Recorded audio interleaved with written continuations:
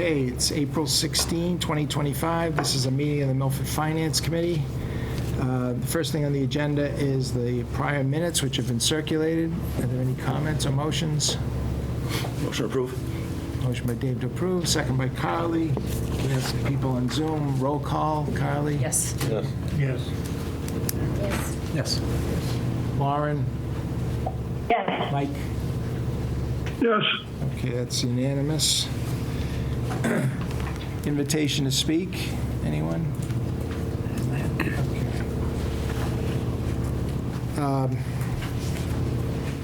So we've got about 10 or 12 articles left to deal with. I think the majority of those we'll be able to deal with just the town's financial people and the town administrator, so we'll try to deal with the other matters first.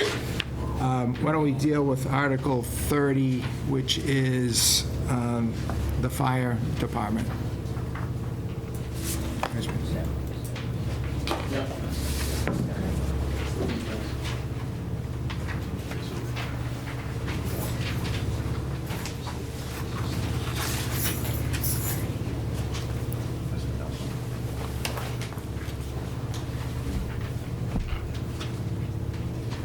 How's everybody? Good evening, gentlemen. And for our clerk, you are? Rick Villani, I'm the town administrator. And Mark Nelson, Fire Chief.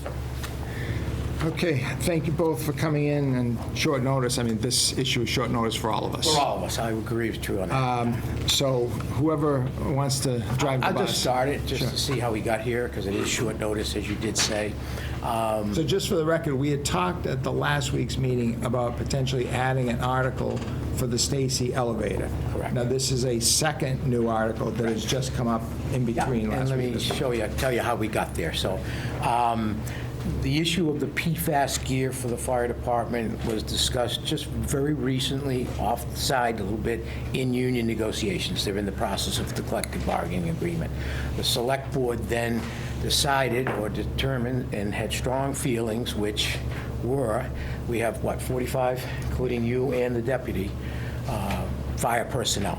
And the feeling is that this is too serious.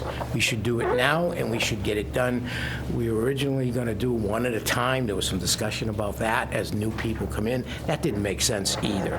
So when the opportunity came where we knew we were going to add an article, the one for the Stacy elevator, Zach came to me and asked me what did I think about adding this particular article to the May town meeting warrant.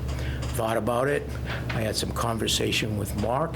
I thought it was a good idea, so I instructed town council to add it to the warrant. Select board met on Monday. We had a regular scheduled meeting. The warrant was on for discussion anyway, and they enthusiastically supported doing the article now. Why? Very simply, in my opinion, if we don't do it now, if we wait till October, you're looking at a year plus before everybody is getting their gear. Why? Because you're taller than I am. I'm a little heavier. So everybody has to be fitted. So this, as you know, cancer in fire departments across the country the rates are very high. Unfortunately, we've had impacts here, as I'm sure some of you do know, in our own fire personnel. It's hit us close to home. To me, again, I know it's quick, and I do apologize somewhat for that, but to me, it makes sense to do it now. Now, I asked Zach, I did speak with Zach. Financially, are we doing the right thing? Is it going to hurt us in that respect? He indicated to me we could do it now. We'd probably do it in October anyway. To wait a year, to make these men and women wait a year, I just can't do it, okay?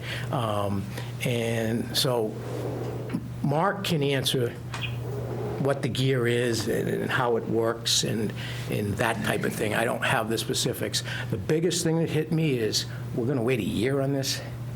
No sense to me. That did not make sense. To me, this was one of the easiest decisions I've ever had to make, to put it on the So warrant. that does lead to my next question. Chief, can you explain what the PFAS is, where it comes from, and what the gear accomplishes? So if you look at turnout gear, it's three layers. There's an outer shell, there's a thermal barrier, and there's a moisture barrier. So the PFAS, known as forever chemicals, they help with the water repellency. So the way they're constructed with these chemicals is the chemicals get absorbed into the firefighter's body, and then they end up, it doesn't wash off easily, and they end up, it stays with them. So for years and years we thought, wow, we're exposed to, carcinogens, byproducts of combustion, smoky atmospheres, and, you'd go home after a fire and you would, it's almost like you'd off gas for a few days until all of it left you. And we said, yeah, we're getting exposures, from fires and from chemicals and that sort of stuff. But nobody was really thinking about the gear and the hazard and the danger that the gear posed. And, they started doing studies, and this is what they're finding. So there are manufacturers that finally, are constructing gear that's known as clear, PFAS-free gear. And that's what we're looking to transition to. So it's not the outside contaminants that you're dealing with that are causing this, the smoke and it's the gear itself? It's both. It's both. It's both. But no one thought that the gear was causing the problems that it was causing. Okay, let me ask one other question, then I'll open it up. This quote that you've got, is this a locked-in quote? The issues that we have with delays in I'm going to let Mark answer implementing that. orders, et cetera. Right, so the purchasing would be from state bid, from PSE01. All the quotes say the same thing. There may be a surcharge, there may be a price increase, there may be this or that. That's on the quote. But in this bulk purchase of 45 sets of gear, it's a pant and a coat. You get a discount. There is a discount to ordering in bulk, ordering all 45 right now. Alan, did you, Alan and Dave? Years ago, we ran into the issue of the gear, that it wasn't being, I don't want to use the word properly, but extensively cleaned, and we bought wash machine, dryer. That's correct. We Will bought. this new gear use the same machines? It will. If you were to look at a PFAS-free coat and a coat with PFAS, you're not going to see a difference. It's the way it's constructed inside, things you can't see. You can still launder it, sure. They're also finding that the more the gear is worn and the more stress it's put under, the more PFAS it releases. I'm sure you're extracting more. But even just wearing. I'm just saying, unfortunately, if you have PFAS in the clothing and you're putting it on a firefighter, the more you use it, the more it extracts. Yes. So it just keeps getting worse and worse. David? Two comments. One really questions is, one is there's not room in your bid for tariff costs, just because I'm assuming these equipment is not made here. That's There's definitely going to be an increase in cost, to the chairman's point, just because the tariffs are going to kick in. And so I just want to make sure that that quote's enough. We built in a little bit of extra. It's going to be a little bit more than extra. That's my concern. That's what I've been hearing and watching, so.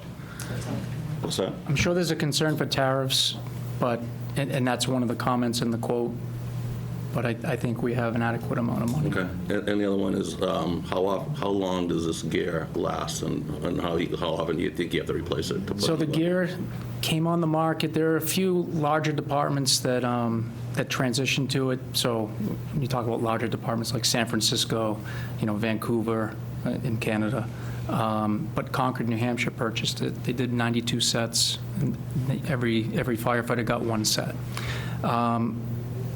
I think that, the study's still out on that. I don't know how long it's going to last.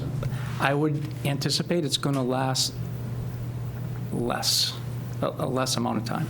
So that'll be something you put into the operating budget over time then, when you think you have to replace it? Well, right now, this is going to be, it's a whole it's a whole department purchase. That's not the way we purchase our gear right now. We purchase it through clothing allowance. So what I'm required to do by contract is when, and this is kind of recent, when we have a new firefighter start, I have to buy them 2 sets of gear. We started a new program to buy them PFAS-free. It's really only benefited 2 people so far, right? So it would take, it's going to take a while to do it through We did clothing it allowance. that way. And if you look at what We the, did it that way. if you look at what the clothing allowance is, it would take 2 years of clothing allowance and not buying anything else to outfit yourself with a pant and a coat. Carly? The one, just to build on that, and not saying that it reduces the merits of this at all, but if we buy in bulk as opposed to when firefighters start, they all may age out at the same time. So to David's point, and to your point, Chief Nelson, like fitting it through a clothing allowance when we have to refresh may be very hard if they all phase out at the same time. First, you have a new firefighter come on and but like, it's not gonna be the same cadenced approach that we do today. Just something for us to think about go forward, I would think. Chief, how long does the current gear last? It's supposed to last 10 years, Okay. and then we have to take it out of service. Well, no, this is not every 2 years or 3 years. Even if it's not. only 8 years, we still get some length, David. Lauren? Andy? I agree 100% with the town administrator that, we shouldn't be having firefighters risk they're risking their life already by definition. But I was just curious because I didn't hear anything about the new law that was signed in August, an act relative to the reduction of certain toxic chemicals in firefighters' protective equipment. So in January of this year, warnings are required in the equipment. But in January of 2027, PFAS is prohibited altogether. And I think the Attorney General's office actually sued the manufacturer, which is how this came about. And I'm just wondering, is there going to be any kind of compensation to municipalities, or do you guys know? I'm not aware of that. I'm not aware of that. It is possible. But I have no knowledge of that. Or I don't know. Too early to tell, I would think. Wouldn't surprise me. So is the stuff that we'd be buying now, is that going to be the same level of protection as the PFAS prohibitive equipment that's going to be available in 2027? I don't know what Like, is it the same? I don't know what type of advances they'll make in a set of gear that, you buy today versus 2 years from now. There might be some changes, but it all meets National Fire Protection Association standards. So the gear that we're buying is going to meet the, applicable standard. I don't know if there'll be advances, 2 years from now. Finn, did you have something? Yeah. How soon would all this equipment be purchased? To Dave's point here, even though there is a 90-day pause on tariffs, obviously the sooner we get them, the better off it's going to be, I'm assuming. And to buy in bulk is a better way to go. So assuming that this is past the town meeting, how quickly will these items be purchased? Well, when the money's, or if the money's appropriated, then we would get the vendor and start the tailor and Pretty start the much right fitting. away after Right. that. Again, it's state bid list, so we don't have to go out to Right. procure it or bid it. We already have We a, have the vendor. and we have Now a, we need the money. right, and we have a spec already too, so we have something to go You by. got the need, everything is, yeah. Traditionally, how often does technology change? There are always advances in gear, right? So over the years, so going back 30 years, the gear was heavier, now it's lighter, right? That's one change. The fit's different. It's more of an athletic fit versus off the rack fit. When we first started a long time ago, he'd give you a coat off the rack. Oh, that looks like it fits you pretty good. Now everything's measured like you'd go to the tailor for a suit. So, and then there are changes in the materials and things like that, but it's always had the PFAS, right? And now we're aware that it does, and now we're trying to, make ourselves safer. I applaud the effort, and I thank you for, for indulging it. It's, I know it's a last-minute change, but it's This is significant for us, like really significant. And yeah, I can't thank everybody enough for it. Any further comments?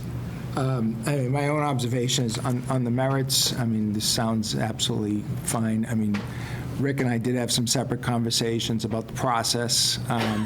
You know, we generally try to deal with capital in the fall. I think what we're probably going to be prepared to do is to treat this as an emergency. I'm not sure it's been treated. Emergency, health, wealth, to me, it's safety, health, and welfare. Emergency, yeah. You've But- heard the broken record. In the future, we'd appreciate it if we have a little more notice. And but- again, this is rare. You know, I do not like to spend money. I'm just like you in May. However, in my opinion, there are times, those aren't hard and fast rules. Al and I had a conversation on this today, that sometimes you have to do it now. It just makes sense. This one, as you said, on the merits, I mean, it'd be very hard to get up and oppose this on the merits. And I don't. So, again, I've been here 12 years. Very rarely have I come with capital articles in May. This might be the first time that I've come this late with such an article in 12-plus years. Any further discussion? Motion favorable. Al made a motion favorable, second by Brandt. Roll call? Yes. Carl? Yes. Yes. Lauren? Yes. Yes. Favorable it is. Thank you for And coming echo in. Mark's point, thank you very much. I appreciate it. I know it wasn't the norm, but we do appreciate it. Okay, thank you. Thank you. Thanks, Chief. Thanks, thank you.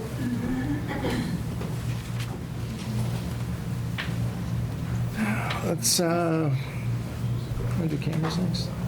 Yeah, let's do cameras next. Usually last. It's exciting.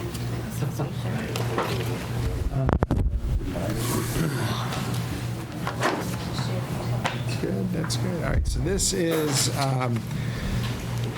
Article 7. We've been going back and forth on these cameras. We have, yep. Did we just, oh, if you could stay just for 1 second, come up here.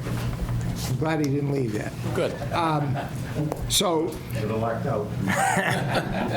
these cameras are a three-part request, as I understand it. The first part has to do with areas peripheral to the fire stations. Have you seen the proposed layout of the cameras? And is your understanding of what's proposed to be done consistent with whatever contractual agreement that the fire department has with the town on these? Both Chief Nelson and Deputy Chief DeTore were actually with me when we did the walkarounds for these cameras, so. Okay, and these are cameras, what is the concern? This is on the periphery of the fire stations? And there are some indoor areas, just not in, Indoor? right. It's not all exterior, there's some indoor. Okay. Obviously, they won't, record sound. It's mostly outdoor, and the indoor sections are the turnout areas Right. where they get into the gear and Garage. in garage, yes. Nothing internal, nothing bedrooms, no upstairs, Old no. and slow people like me. Yes. What are we doing? Could you walk us through the phases and why? You're saying it's outdoor, it's indoor. Okay. It's a Birch Street, it's Spruce Street, because, just so we're all on the same playing field. Do you want to go into the reasoning, or just? Go ahead. Okay. So a few years ago, 3 years ago, they're all binding together now, we had some theft within the fire department. And at that time, it went back and forth to, I believe, the union to get cameras put in at Station 1 and Station 2. And after, I assume, many negotiations, it was agreed upon. The cameras, because of the union agreement, cannot be in any of the living areas. They can't be, obviously, in the showers, obviously. No living spaces, no report writing areas. You can't have it up with, investigations or whatnot. It's just for the outer perimeter, turnout room where they change gear, and the garage itself. The theft, I believe, at the time was in the turnout area or around those areas. So, Right. yeah. So, but we don't know if it was an internal thing or a door left open thing, so. So that was the impetus to sort of start this? That, and also, we've had some collisions exiting and entering the firehouses, right? So, That's correct, yeah. so the positioning of these cameras would aid in that, too. And for, like I said, for security purposes. Does anybody have any other questions on the fire-related camera request? I have a question on the quote. Can I answer the question on the quote? If it's related to the fire piece, sure. Yeah, so the quote is expired in October of '24. It didn't. I already called them and refreshed it, I know. But So they didn't send me a new quote. They just said it's still good. There's no tariff warnings for this. All right. Okay. All right. If you follow the administration, they made exemptions for certain electronics, security products. Yeah, right, I understand that. right. Cameras, phones, Right. whatnot. in Right, China. but the labor costs and all that stuff goes up in 7 months, too. So is it still good, it's a handshake agreement that this is good still? So New Era is also the company that does all the traffic cams and whatnot for the police department, and is now managing the internal camera system for the police department. So we are getting a bulk deal, I guess you want to call it, as to having these installed. So the numbers are still... The numbers are still good, correct? Okay. Thank you. And that piece is about 109,000 for the fire-related? Correct. If I remember correctly. Al, did you have another question? Chief, just out of curiosity, when we had theft, was it tech being stolen? Was it fire equipment being stolen? It was not tech. Or was it people's iPads and phones? No.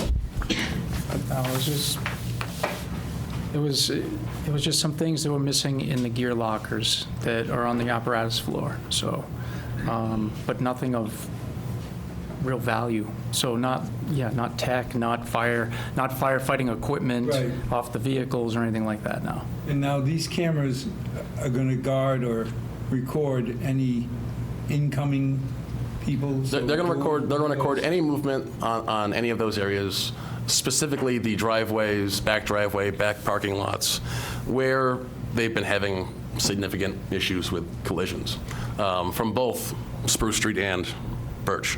Okay, that's collisions. How about for the theft issue? The theft issue is in the internal garage and turnout area. It's going to record the same way as it does outside. The difference is that dispatch is going to have the ability to access these cameras instead of having just to wait for IT. And they'll record it, and we can go back a week, Correct. a month, a year, or how long? Well, not a year. You can go back 90 days. 90 days, Yep. okay. 90 days is the standard for fire departments, EMS. No, it's Police departments is 6 months. We should figure out within 90 days if something was borrowed. Hopefully within a week you'd know. Any other questions on the fire piece, Carly? In general, the labor is half the cost. So is there a lot of technician labor to like, No. No, it's mostly having our wiring guys wire the cameras, and they're just in there mounting them. You have to have I believe it's an S license to do camera mounting. But they're not running the wire. The wiring is different. that's not cheap. No.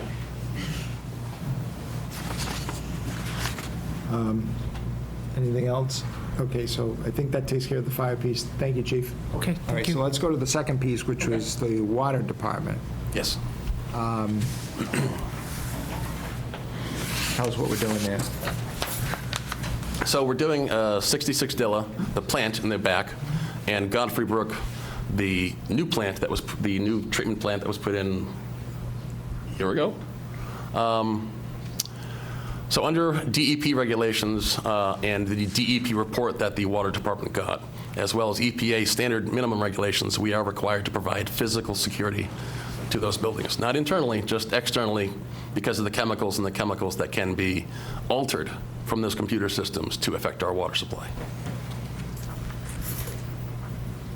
So the physical security, just to jump in, that could probably be a multitude of things. It could be door locks, card access. Fences, that kind of stuff too, probably. Could be fences. There's already fences around most of the property. The problem is with card access, like you deal with any location, especially police or fire. That's why there's cameras at every card access location, because you can duplicate someone's card and still gain access. The new plant is where? South Cedar. Right by the train tracks, right by community EMS, I think it is. Oh, okay. And there's a further road that goes down the back towards the actual springs themselves. Brent, did you have any other comments on the water side? No, I mean, I think, only a little bit about it. I mean, I think generically you would say having security around your water supply and your water treatment makes sense. I think it sounds like cameras are not required by the EPA, but security is, right? So this would be a way to do it. I mean, if you think about fencing is actually stunningly expensive to put in like secure fences, and so it's like there isn't necessarily a requirement to do cameras, but the other alternatives, I don't have them priced out by any stretch. The other alternative is a lot more money. But Yes, I wouldn't be surprised if the other alternatives were more money, to his point, just intuitively, but I don't have enough quotes or anything. So this isn't the door locks and all the other things you're talking, these are cameras? Correct. Okay. And it looks like 90 and 30, about 120, does that sound right from the water correct. side? Yep. And the good thing for both those areas, both plants are very open-spaced plants. Getting wiring in those areas is so easy, except for the fire department. But What's the second? David and Bill. Bill first. Thank you. Have there been bids submitted by any other vendors?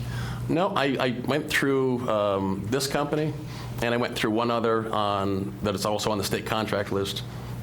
New Era came back better, and New Era is already one of our vendors here. It's easier if you just go through the state contractors, especially the ones that already do state buildings. So, Is there a reason why this isn't coming from the enterprise fund or the tax so rate? enterprise fund typically only reimburses us for operating expense. I would consider this part of an operating expense. I would make an advisory. I don't have control over that. Yeah, but I would just make an advisory comment that I think that we should have this come from the enterprise tax bill rate, this cost. That would be my suggestion. I don't know, just a suggestion, no one has to agreed with. I think it's better than coming from capital, to tell you the truth, just kind of coming from the, from the tax bills. Well, I think you bring up a legitimate point. This is the 120,000 is a water department related Correct. expense. And people have wells. So people who don't participate Correct. Right. shouldn't be taxed. That's right. Because otherwise, whether you're using water or not, you're paying for it. Thank you, Thank you, Al. Appreciate that. It's also an operational expense. Well, whatever it is, Vinny, it's... But it's directly related to what David said. It's an operating We've cost. asked a You need number of security. times when the water company has discussed expenses, who's paying for it? Yeah. And it's always the ratepayers. This is the first time the ratepayers aren't paying the rate. I don't know, I'm not privy to how that enterprise fund is doing now, if it's going to break it at all, but if there's a pot of Well, cash I out think there to be used, we should use it. Yeah, you could say indirectly the ratepayer is paying. Whoever just said that's very smart. That's probably what I would do. What's that, I Zach? would love to do an indirect cost agreement. I don't know if I can do that right now. I would want to assume for the water commissioners, but that is what I could do. So I actually do that with Chris with his operational budget. Twice a year, I charge them for the IT cost. So what would we do? Would we approve it in a current form, and then thereafter you try to enter into an indirect cost agreement? Yes. So you take it out of the general fund, pay for it, and then go reclaim it. Yep, they'll switch it up. That makes more sense. I think David's got a I point. do it all the time. But this could be, I've been here for how many years now? I got to 1 point. Put it on. One attaboy. Put it on the bulletin board. Ashley, don't listen to him. You don't get to wait 18 years till you have a point. Okay, thank you, David, for that. So You're welcome. before we move on to the third piece, is there anything else on water that people want to talk about? No? Okay. Pheno Field, Yes. why do we need it? Hey, Jimmy, since I have you here, Come on down. what part of Pheno Field? Now, Your new pool area. Now, the Pheno camera issue first came up in an emergency context several months back, Yes. and we were told there was graffiti. Or vandalism. Yeah, vandalism. Yeah. And I asked for someone to quantify the vandalism, and I never got an answer to that. I didn't know if it was $100 worth of spray painting that needed to be cleaned up or if it was something major.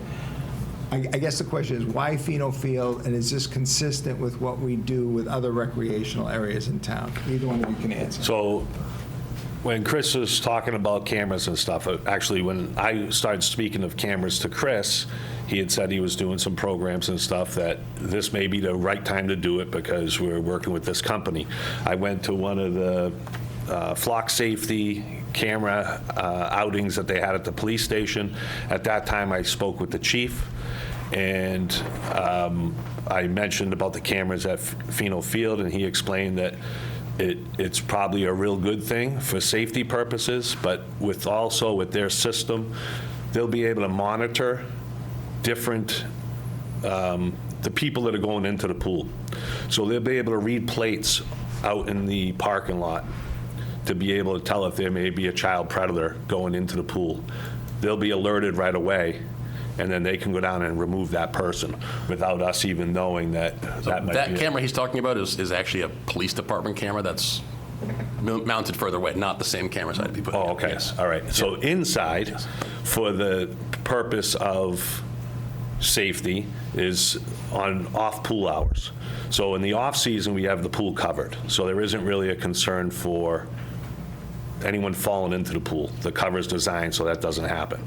But there still could be people going in there doing certain things with graffiti or whatever. We make our drive-bys every week, during the week. The police do it during the nights.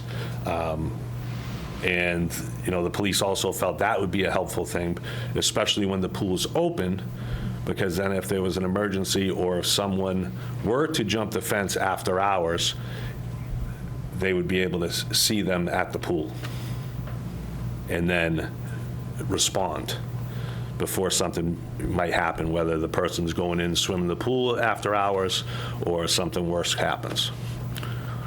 So now you got me totally confused. A few months ago, I'm a little confused now, too, so. yeah, because So it's not, are we not talking about the flock safety? No. This is a total different camera system. This is the cameras to protect the Pheno pool area. So we'll monitor them.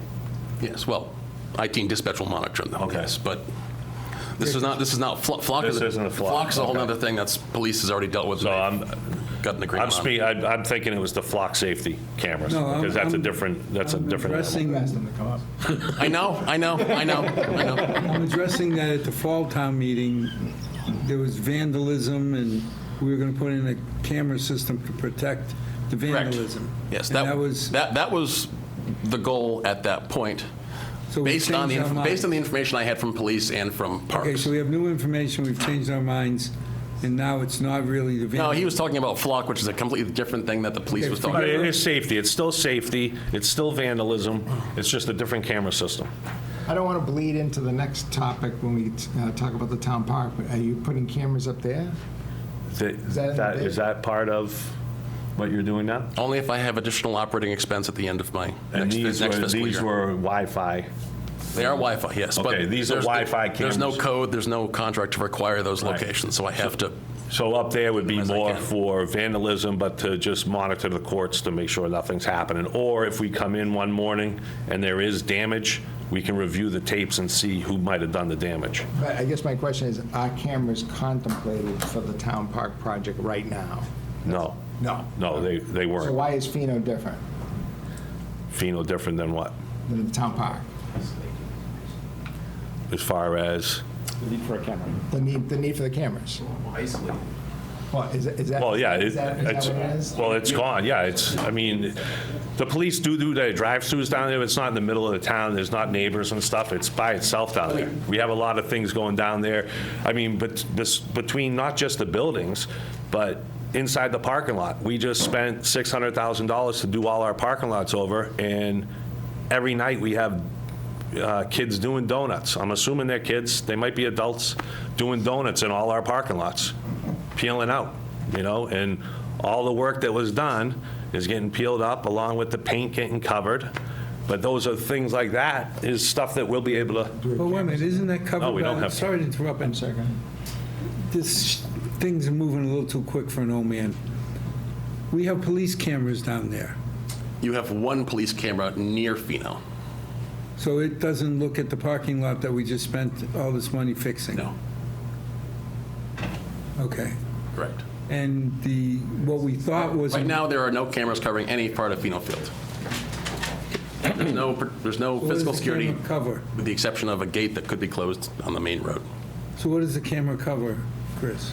So the cameras for Pheno would cover the parking lot for customers or residents or whatever it is, the back parking lot for staff and parks crew, the main pool area, and as well as the vast, weirdly hilly Be the dumpsters also. grounds that are behind the pool that the lifeguards aren't constantly watching. But the donuts are on the parking lot. They're not Correct. in the hills. Well, yes, They'll but pick up the parking lot. Yeah, the parking lot surrounds that hilly area. And the other thing is we have dumpsters down there, 3 dumpsters, down at, one at the pool area, and we have 2 at the ball field area. And those are constantly being illegally dumped stuff outside, couches, TVs, refrigerators. that we're Those aren't constantly- covered by the cameras. That section will, right? Those dumpsters will be covered by one camera, yes. They are already, or they'll be by the new cameras? By the new cameras, yes. So the donuts will be recorded? The donut, yes. I hate putting it like that. Yes, the donuts will be recorded. The curlers won't, but the donuts will. Okay, I just want to get it straight because it went from emergency because of all the vandalism to never mind. Okay. So I think I lost my train of thought on all this, but the only thing I would agree with this camera down there is for, you said it covered the pool, right? And I think it'd be important to have that just for like if someone's in the pool itself or distress issues, to see if the lifeguards are doing what they're supposed to be doing and see like safety measures and just in case someone from EMS. I think it's more to prevent assaults, kidnapping. Well, that too, but I'm just saying the pool area, I think, is the most important part to look at. The graffiti and true. everything else, we still haven't, I don't know if we've gotten a report of how much graffiti actually is down there during, we said, last time we were there, we said, well, we don't know, it could be a little, it could be a lot. We don't know what the cost of the graffiti is compared to. I can make a report about it. No, I'm just saying, Because most of the time, it's in-house work that we're doing, so if there's paint on the wall, we have to cover it up. We're covering it up the hour we get into work. We just don't know how many times. So it might be a that's gallon of paint. Well, it's multiple. I mean, will the camera prevent it? I think it will. Once it's known that the cameras are seeing them do this, they'll stop doing it. I disagree with that, just because when kids want to tag something, they'll tag something. And then they'll be held accountable. Well, that's the only, if you can figure out who they are, but yeah, correct. How much is the Pheno part? The cost for Pheno? Yes. Just a little under $19,000. Lauren has a question. Yeah, well, I guess I got a question and I got a concern. So my question is, like, if people are out there vandalizing town property, what's stopping them from vandalizing the cameras themselves? And if that happens, are we self-insured on that or what? I don't know. The answer was, I don't know. Okay. We are self-insured. Self-insured. Thank you, Rick. Hopefully we Self-insured. find them, the perpetrator. See their face before. Go back after. So that's my question. My comment is I'm always concerned about the balance between, a municipality's need for security and to protect its investment with the public's right to privacy and free association. And, I suppose that could be addressed with the general bylaws. Like I know the town of Cambridge has done that. And I guess that's something that I would probably raise at town meeting floor. That's less a financial concern. But the Supreme Court hasn't addressed that issue when it comes to municipalities and these kind of cameras. And I don't know, it makes me feel like I'm living in a police state. And I kind of feel like I'd like to see cameras and IT investments in town meetings so people could actually hear. But maybe that's just a personal bias. That's all. Okay, anybody else have, Carly? I think my only concern is we're setting a precedent, which I might be fine with, but I agree, all the examples you just gave for Pheno, we're going to fast forward in 6 months and you're going to come back and say we have to do it for Town Park, which I don't disagree, short of the water, which if we just started and stopped with we're worried about people in drowning, that makes sense to me, but every other example, you're going to come back in 6 months and ask for it for Town Park. So all I'm just suggesting is, my concern is, I think we're about to set a precedent that I don't know how we're going to distinguish going forward if we want to protect our investments.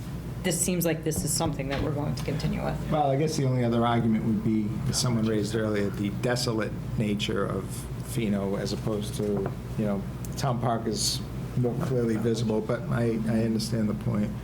I don't have a number for Town Park. Brandon? See, I agree. I mean, I think It's lower. It's lower. It seems likely this is going to be the beginning of a lot more camera projects, and if that's the right move, it's the right move. It's just, I'm not in a The light position poles are already to actually know. wired for these, I think right? that So hard from a finance perspective is, this is it's just a equipment. cost. It's not- We can't really understand, is this the right decision or not? I mean, it's not like, the bigger decision isn't the money. The bigger decision is the right thing for the town. And like, there's a part of me that actually wants to make it refer to sponsored, but there's a financial cost here, right?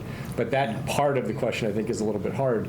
From a finance perspective, I look at it and think about these types of investments and think, well, principally, you're trying to save expenses with automation and technology. But there's clearly no savings coming. Like, there will be no savings from these things unless you look at like replacement costs. Like, you wouldn't see the police have any like real savings. And I'm not suggesting that we try to chisel that out of their budget or anything, but you're investing in security and you're not getting any savings from someplace else. So from a finance perspective, it's one of those, you just look at it and say, well, there's not a lot of consideration here. The bigger consideration is more what I think Lauren was asking about, is like, is this really what we want for the town? And that's kind of beyond finance. Well, I guess the devil's advocate argument would be, to the extent you're discouraging vandalism, you're creating a savings indirectly. Right, unmeasured thus far. Unmeasured, no Yes. question about it, unmeasured. Yeah. I think Carly's hit on a legitimate point, and we're at a point where we're already $1.5 million, or projected $1 million+ over budget on Town Park. How much would it cost to add in a couple cameras? $7,000, maybe 10. So So How did those cost 7 and the others will cost 120? because the other ones require a minimum standard of security under Not the EPA. The flock. other ones, so Town Hall just has regular security cameras. Okay, Same thing we'd put at Pheno, same thing we'd put at Town Park, okay. same thing we have at Memorial Hall. Police, fire, water, they require a minimum standard. So minimum standard is a better camera, provides analytics, it provides insight, it matches people to certain locations. You can go ahead and search a face, search a vehicle. When it comes to that location and the liability of those locations, that's why they have the minimum standard. I guess my We don't point need that is, here, so. we expected to spend $2 million on this project. We already spent 2. We're going to spend, we're going to talk about it, but close to another $1 million. You're not talking about Town Park now, Lauren. Yeah, we're talking about Town Park. But that's not, That's not- going for. No, what I'm asking is, why shouldn't we add on 15 or 20 grand and put cameras from the get-go? I don't know. Well, the only relevance that has to this discussion is the precedent issue, but let's try not to bleed too much into Town Park, because we gotta have Okay, some we can wait separation. till Town Park to have that discussion, but I'm going to bring up the point. What she's saying is I think I'm staying here at profound. Town It's Park. like, why don't we build it in now versus later on coming back a year from now saying, well, now it's not $7,000 a piece, we got to run new lines, we got to do this, we got to do Well, the that. good thing with Town Park is that Town Park, the engineers, when they were building that site, the light poles and the power poles they put up actually already have the CCTV boxes mounted to them. So the hardware and wiring is actually already in the poles. We just have to mount the cameras I and will connect wait till them. the Town Park comes up, but I'm going to ask a question. If we're already set up for it, we're $1 million over budget to begin with. What's $1,014,000? Okay, anything else on the cameras? Okay. I hope not. Thank you, Jim. Somebody want to make a motion, rather? Clarity on what the motion should be? What do you motion, all three? Favorable or unfavorable? I mean, For all three? unless people wanted to bifurcate, but I think it's one article. I'm not sure how you All bifurcate. the phenols in the same article as everything else? This is one article that includes the fire, the water, and Pheno Field, the three. 275 grand. So I'll make a motion to include the fire and police and exclude Pheno Field from the, can we do that? From the, I think, No? I think that would be an unfavorable, right? And It's- then well, yeah, it's unfavorable, but- Followed by a motion to amend at town meeting, I think. yes, that would be my preferable So you're making a motion for an unfavorable for determination. this time around, yes. Okay, so that's, Second. so there's a motion by David and a second by Lauren Any further discussion before we vote on that motion? Yeah, why? Why what? Why exclude $19,000? From Pheno? Yeah. I just don't think it's needed. I mean, to save night if you want it, I don't, I mean, No, I don't want to Well, spend no. 19 grand, but I just don't think the cameras are needed based on everybody's, what they were saying, based on their points. Any further discussion? Okay, let's take, I'm sorry? I just feel it needs to be fleshed out more. I think that I think it would be good for town council to be involved and to make sure that the constitutional issues are addressed before we go investing all this stuff.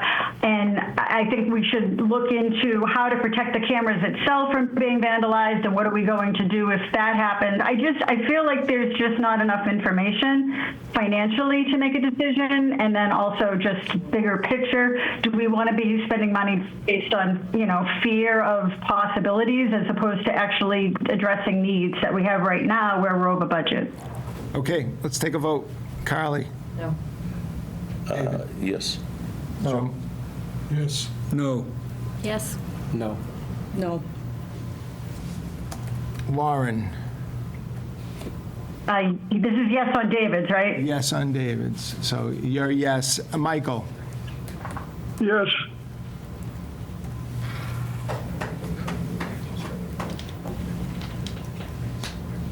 It's 5-5. You're gonna make me vote.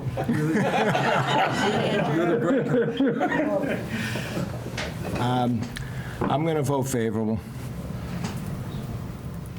So that's a no vote, so that's defeated. So it's 5-6. Is there another motion? I'm making a motion to amend the warrant to include the fire station and the police station for the.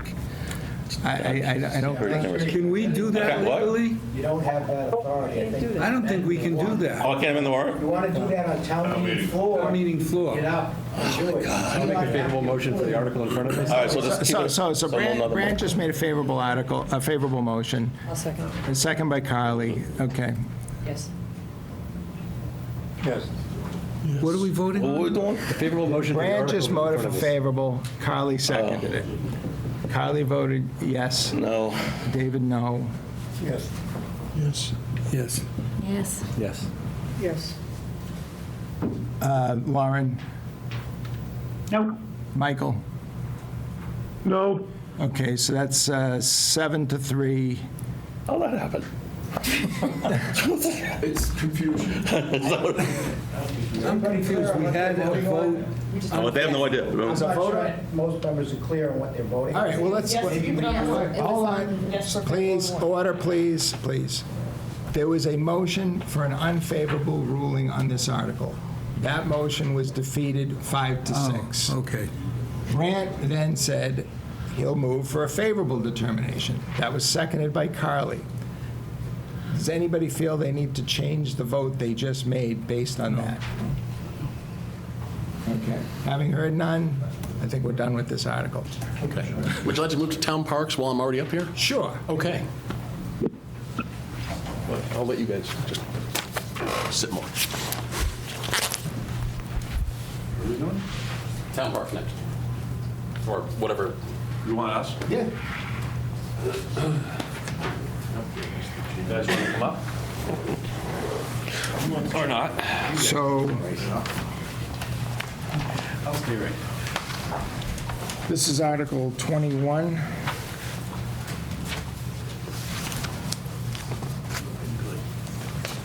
Okay, so I had sent a couple of questions out earlier today. I don't know, and I saw a reply, but it was at like 5:30, 5:45, so I'm going to assume most people have not heard. I asked the question on the bathrooms. This is, because, first of all, let's take a step back. What we're talking about here is refurbishing that bathroom facility at the town park and a renovation of the bandstand, correct? Correct. Okay. I asked the question about whether we needed, is it 3 bathrooms that are in the current configuration, or whether we could have a single unisex bathroom, and what would be the cost differential, and do we have any basis for saying what the cost differential is? I'll give you the floor, Jim, to say what you've had. Okay, so after receiving that email, which it was between yesterday and today, sort of going back and forth, so I reached out to the architect, Mike Moonen from CHA, who's doing the current project at Town Park. And I gave everyone here a copy of the response that he gave. Basically, what he came back with, first I'll go to the clerk of the works if I can. So you had mentioned also in that email. That was the second question. About the clerk of the works. So I had just put it first, so I'll mention that now. So we are, as we stated before in our meeting, planning to have a clerk of the works for both the building and the bandstand. Alone, it could be estimated to $20,000 to $30,000 based on qualifications. Now, another option for that, in speaking with the architect, is where they're going to be, the architect's going to be on site anyways. So, because if we make any adjustments to this, they're going to have to be there for the submittals and whatever for the building and the bandstand as it's progressing. Now, I'm saying as if this project were to go through at town meeting. So they're going to be there to oversee anyways, and all the submittals, so they could, by right, oversee the project. For a project of just the building and the bandstand, the clerk of the works, $20,000 to $30,000, or we go $10,000 to $15,000 with the architect that's already on site. So that's two options to have a little bit of savings. Are either of those in the estimate? That's all part of the money we're going for the appropriation. Okay, so what is being requested? What's the amount? $1 million. Okay, and so are you saying that the clerk of the works is in there right now? Yes. At what number, do you know? We put it in as $20,000, $30,000. I mean, 20 to 30? yeah, 20 to 30. Okay. Can I ask a clarifying question? Go ahead, I know Karen. we've talked about a clerk of the works in the past. Can I just get an understanding of what he or she would do? I don't have background on it. Basically, the submittals, so if anything gets delivered to the site, they're basically overseeing the job being done to make sure that everything's up to spec, everything's up to code, and they just, walk the site. For this, they wouldn't be there every day. For some bigger projects, you may be there every day. But mostly, if something's being done, walkways are being poured, they want to be there to make sure everything's, compliant. Railings are being put in, plumbing's being done, things like that, electrical, whatever it may be. And we did not use a person like this on the first part? No, for the main. What's going on now? No. So the second part, if everyone's done with that, maybe we can go back to it. But the second part was asking what the choice would be for bathrooms. Could we go with one bathroom? Could we go with no family bathroom and only a men's and a women's? And what he came back with were what's listed here, and I'll read through them quickly. We're trying to maximize bathroom capacity of the building due to the activity at the park, especially considering the increase in amenities.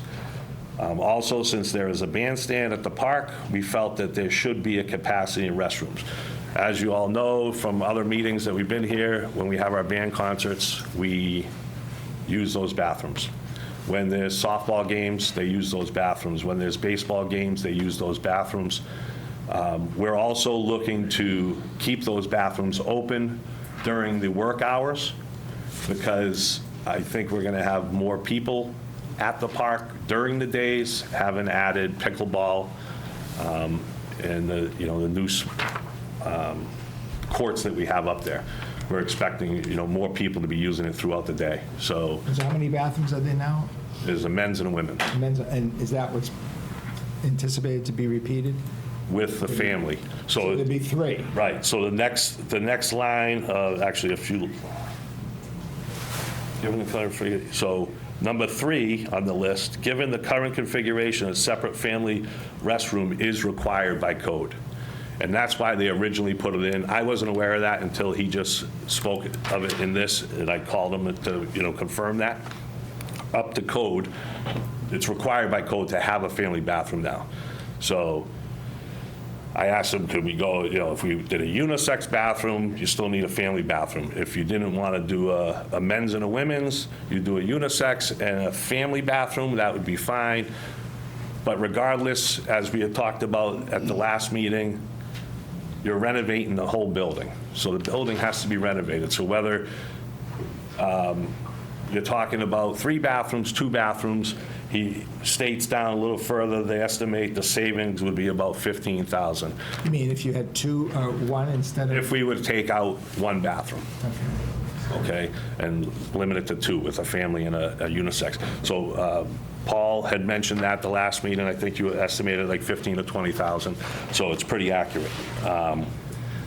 And then the second point there was cost savings of the renovation, renovating the bathrooms to retrofit the features. So part of the renovation idea was the setup's all there.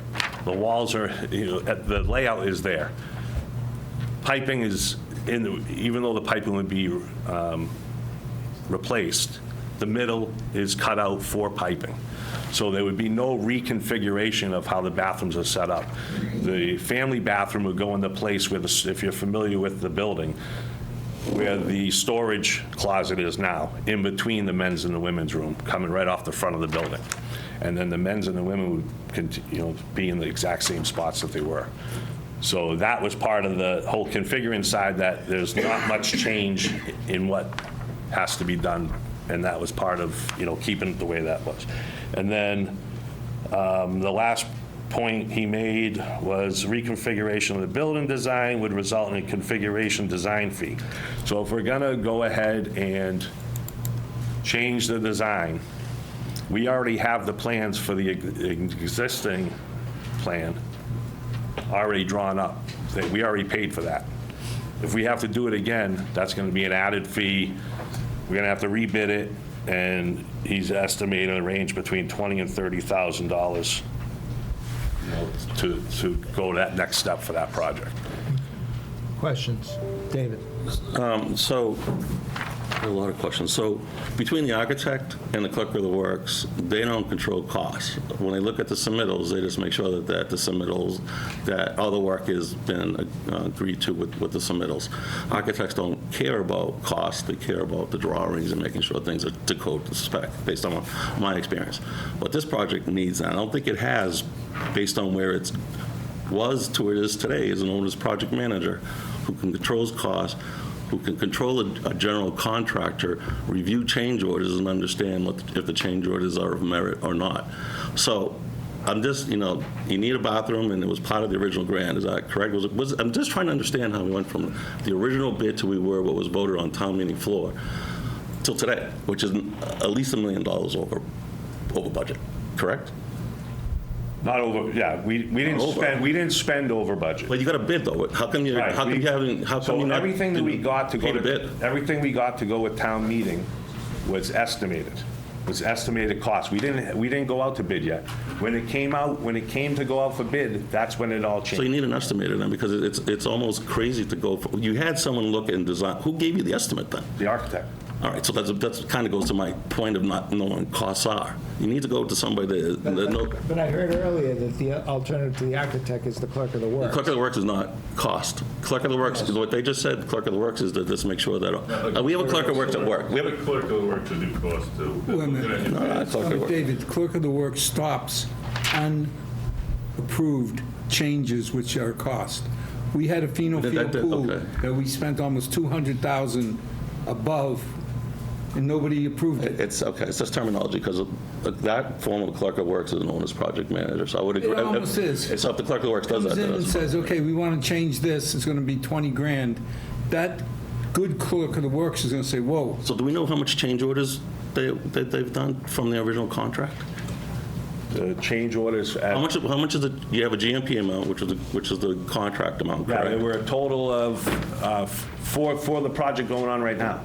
For the project, for the three work that was going to be done, the 3 section of town was going to be done, there was a contract amount, is that correct? It was a bid amount? And how much? There were 3 separate bids. Okay, so was the bid way over the budget to begin with? Yes, and that's why we didn't approve them. Which way, what? We didn't go through with them because we didn't have the money for it. So once the bids came in and we saw they were higher, Right. we had to pick and choose what Okay. we were going to do. So the commission voted to, let's get Town Park done.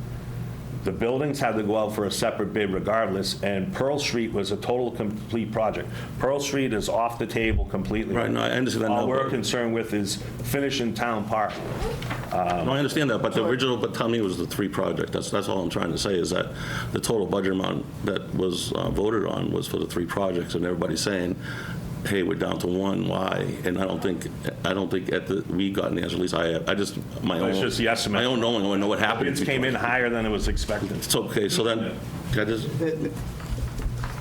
I understand the point. no, I was wondering how many change orders there were, that's all, from the original. I don't contract. understand the point. They were estimates, there were no changes. No, you have a contract, and then when they do the job, a general contractor say, I have a change order, it's going to cost you X amount of dollars because we're putting different sod in the ground than it was original in the plans. Do you have anything? Right, but that's only for an existing job. So for instance, Town Park is being built right now, the courts and whatnot. If they're doing a court and they want to change a color Right. from the original, they're going to write a change order, we would have to approve that. That's what I'm saying. So how much is that, what is that all about? One at a Let time, me help for a please. second, though. Go ahead, There's a Chris. semantics gap here that I can see.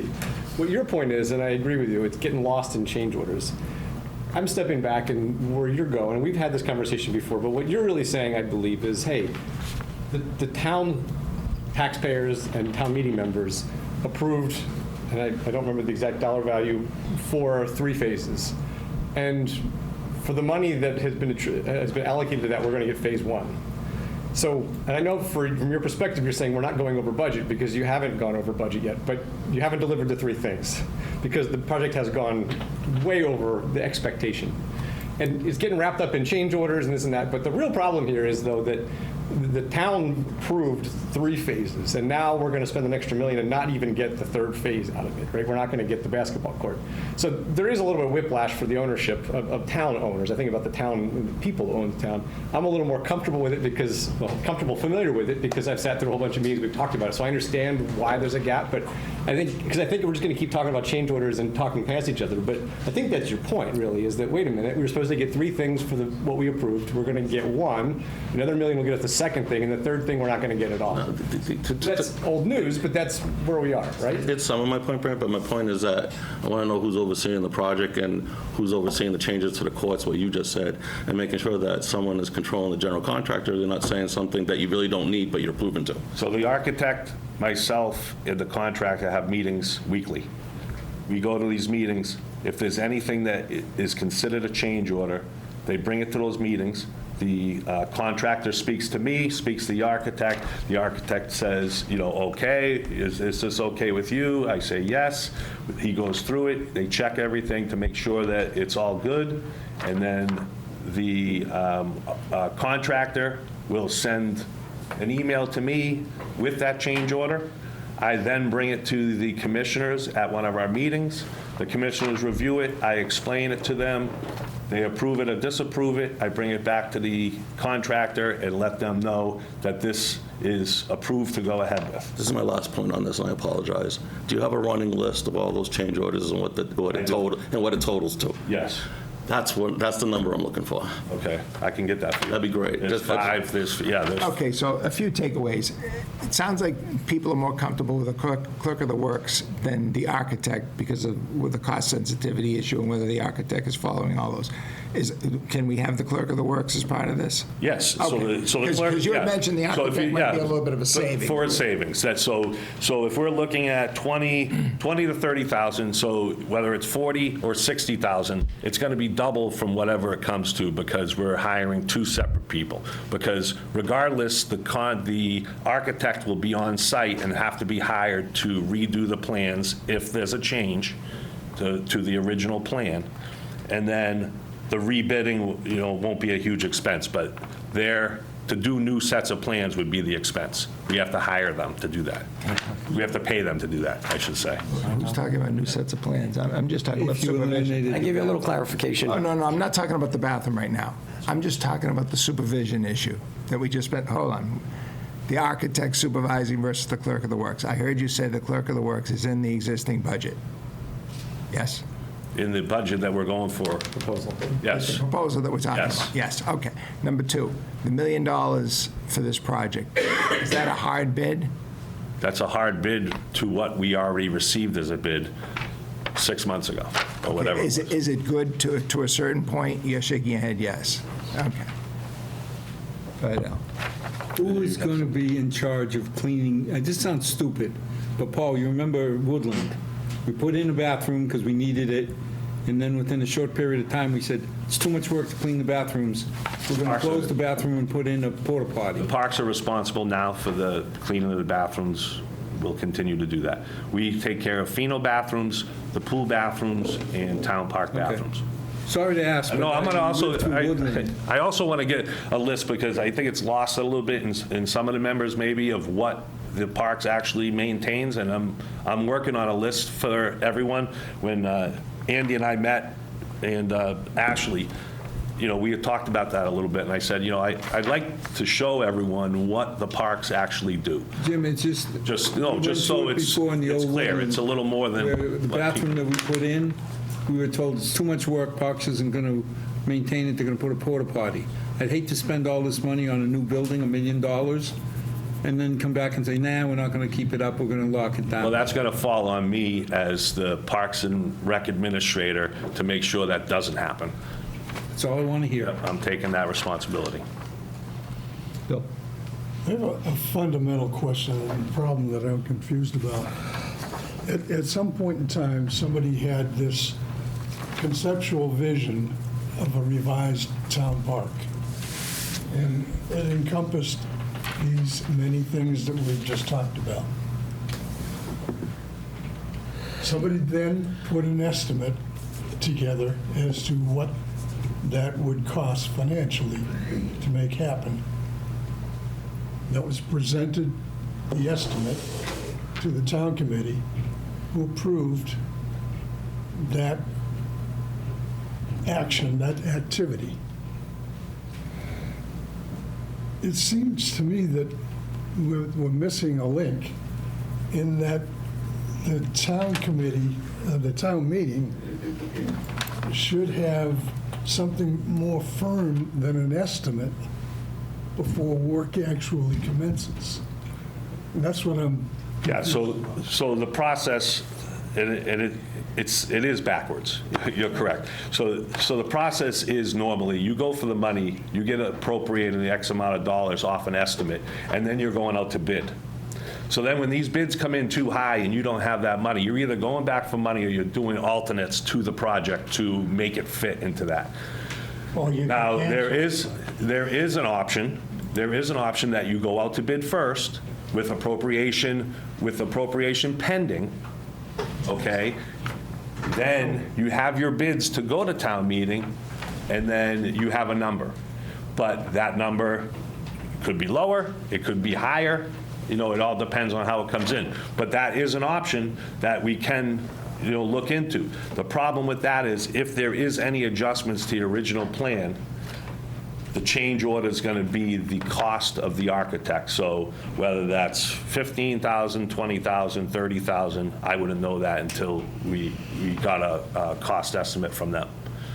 But well, this issue has come up before. In my view, it would be worth paying a slight premium to get a hard bid with appropriation pending, rather than the risk of what I've seen on more than one project in the last few years where costs are 50%, 100% higher than what people envision. But so then the question would come, and maybe, Zach, you could maybe step in on this, but as far as the added cost, that's going to be a change order that we're not going to be able to cover with what the money we have now. The added cost of the architect, if we have to change anything. What are we changing? Well, Zach, I'm sorry. Al was talking about, 1 bathroom, 2 bathrooms, 3 bathrooms. If we're going to stick with the original plan, which I feel is a good one, and we put that out to bid, then it's just a bid expense, which we should be able to cover, as far as, posting it and all that. Yes, Paul. Okay. So the plans are drawn. We're ready to go out to bid as soon as it gets approved, or if it We're doesn't. ready to go out to bid. So what do we actually have right now? On the We have an land? architect's, we are in the same boat as we were with the first project. We have an architect's bid. But this project is a lot simpler than the first one.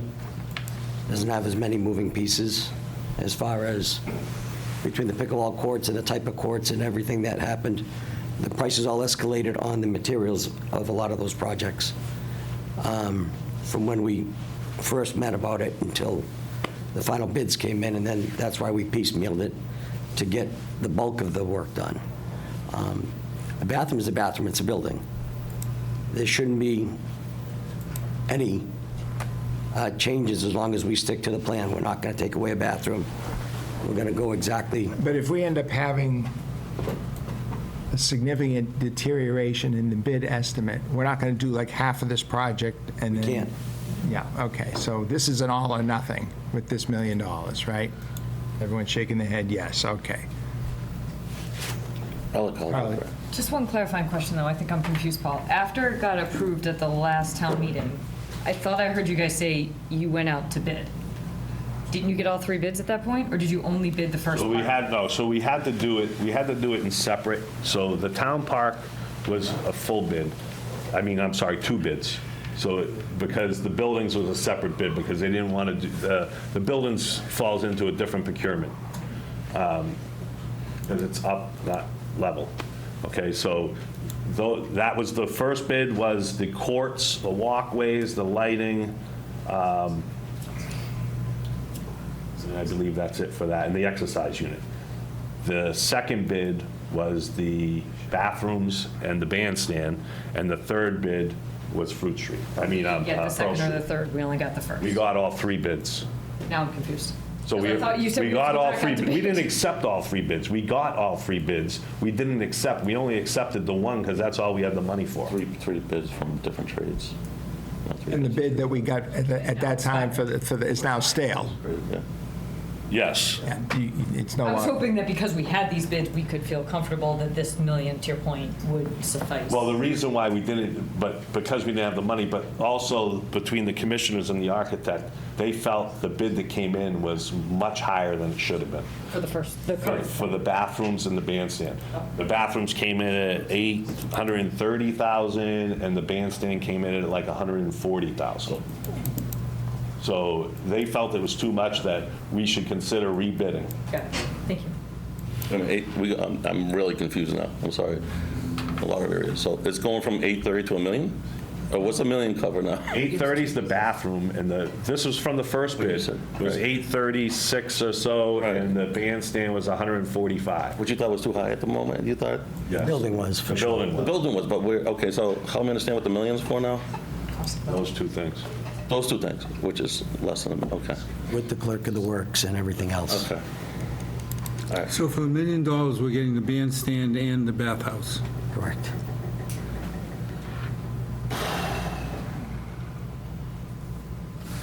And I think we need to recall that this project needs to be completed by, I think, June of 2026 in order to preserve the grant portion of this whole project, which was somewhere around $500,000 or $600,000, if I remember correctly. 1.3 million 1.3. 1.3 was the grant? grant. We did 700, that's how it got to 2 million. Okay. So we have to protect the 1.3 million in the grant. Right, yeah. I understand we're not in an ideal circumstance, given everything that's happened, but that's the fact on the grant.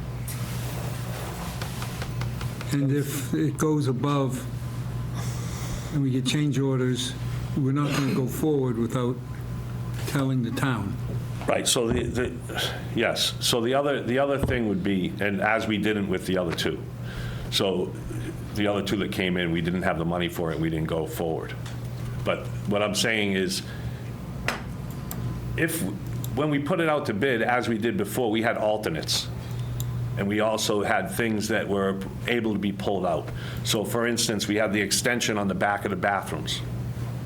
And I don't know the exact cost of that, and it wasn't extreme. It's probably similar to the bathroom fixtures and stuff. But if we're able to put them in as alternates, then we can pull them out and, bring the price down too that way. Jimmy, I'm not looking to cut money, it's just, I don't want another situation like the pool. Well, that's how we would. All of a sudden, but surprise. this is how we would avoid having something come in that isn't going to match what we're trying to go for. And if we put it in as alternates, then that gives us that option to pull things out without having to go out and rebid it. If that makes sense. If something happens, I mean, Scott, you know this, it happens to you all the time. You come to us and say it was going to cost X dollars for the bridge. Now we find out we have cost increases. Before you approve it, you get the town to work together, the select board, the finance committee, to approve a new number. That's all I'm asking for, is I just don't want another surprise like the pool. Experience, and I hate to say this, but there is a possibility bids come in higher than we have. Again, that's always a possibility. I've seen it too many times, so, then you just don't know until you put out the bid. You're not going to know. At this point, If that was the case, I'd lock them in and get it approved in October at a different number if we had to. And that's the other part too, like, which was very surprising when we went out for bid for this. There were very minimal bids. I think we had a total, and I have the bids. I think there was three companies that bid on it. And it just didn't seem right. Like, we couldn't understand. The architect was surprised. He thought there was at least going to be a dozen, and it wasn't.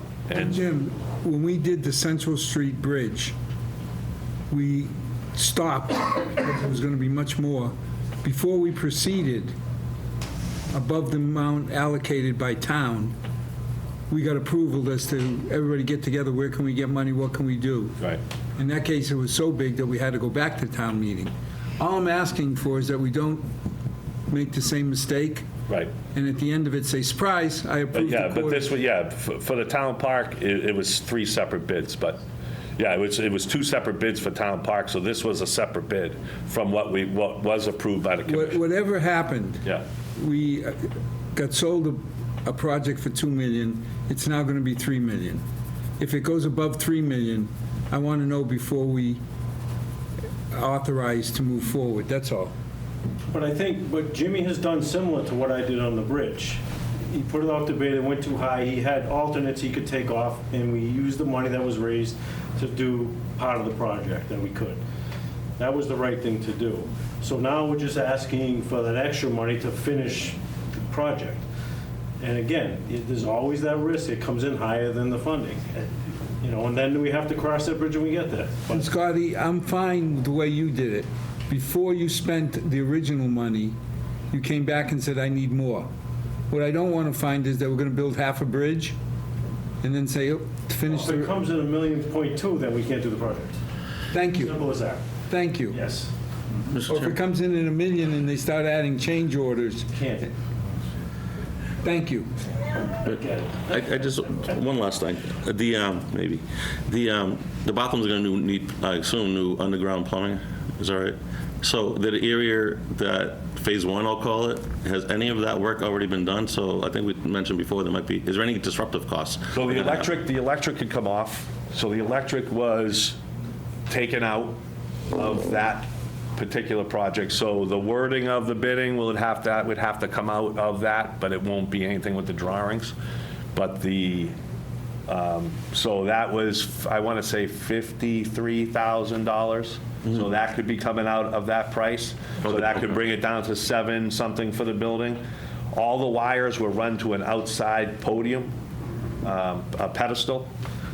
So I guess I'm asking, is the plumbing, where the plumbing's going, the new plumbing lines are going to go, is any of the excavation work been done there? And if it has, will it need to be disrupted and put back to its original place? Is existing plumbing leading to the building? All the new plumbing connects to the main that comes. Oh, okay. From the building to the main. Thank you. Bill? Did the original grant cover Pearl Street? No, that Pearl Street was only part of this project that wasn't included. So if you were to suspend work at this point, or just stop when you hit the town-approved number, you're really putting $1.3 million at risk. Yes. Yeah. So you're asking for $1 million to mitigate that risk of 1.3 being forfeited? To finish the project. No, wait a minute. You're saying that Pearl Street was not part of the original Oh, grant? he's talking about for the buildings, It's right there. the bathroom and the bandstand. Oh, okay. Anything further, folks? Okay, what do we want to do? Motion favorable. Motion favorable by Al, seconded by Bill. Roll call. Yes. Yes. Yes. Yes. Yes. Lauren? Michael? Yes. Okay, that's unanimous. That's, article's been favorable. Thank you, guys. Thank you. Thanks. And we're going to have, Please do that. Maybe I can get the second game of pitch playoff. Probably Just a note too, we're having an event on June 21st at the Cultural Council's heading up with the Parks Department for the ribbon cutting and grand opening for the existing completed park. So hopefully all you can make it. When will the town park be completed? June 1st is our targeted date. Of what year? 2 months.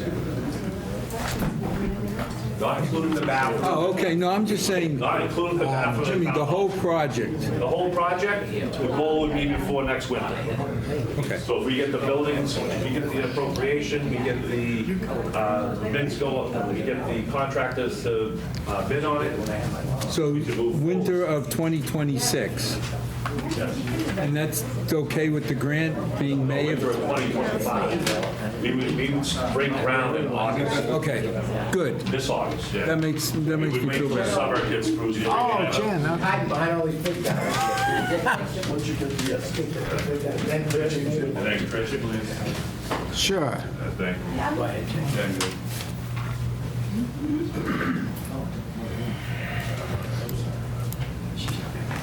This is Article 20. First, you are?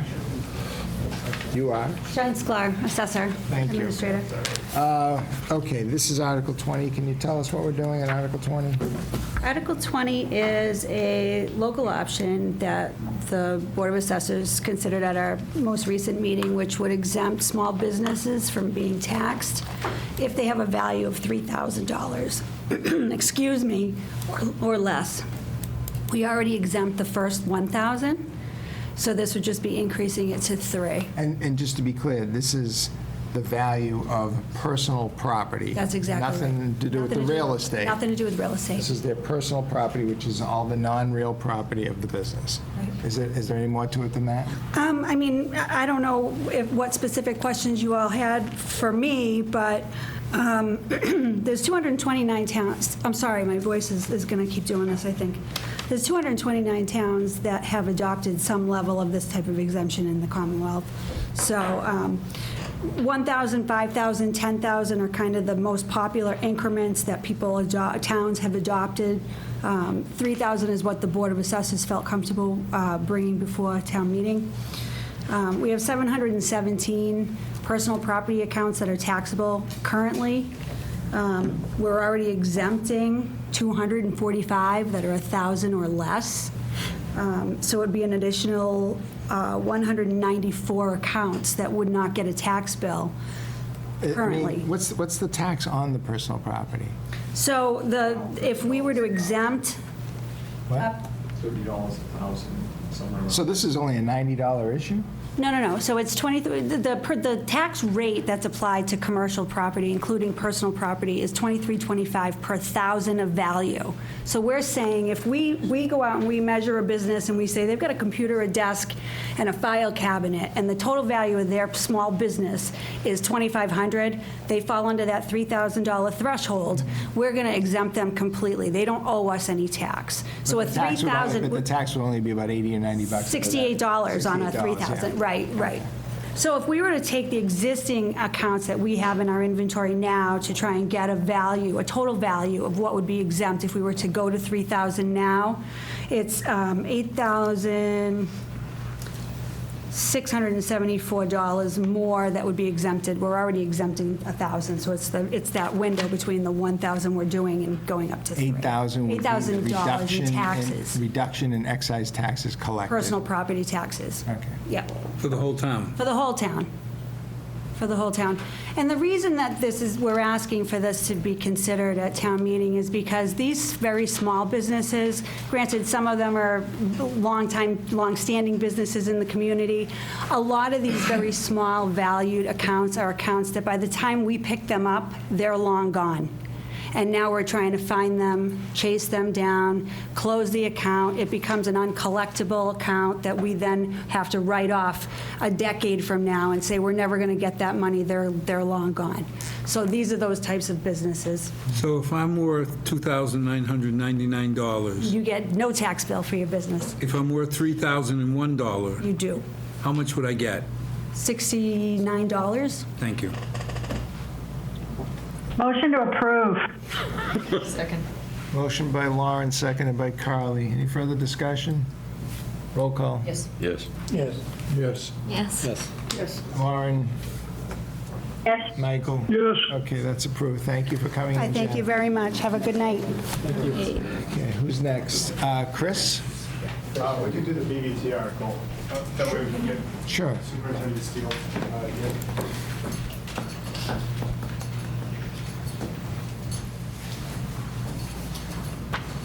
Hello. It's, Chris Pella. Yes, you got it right this time.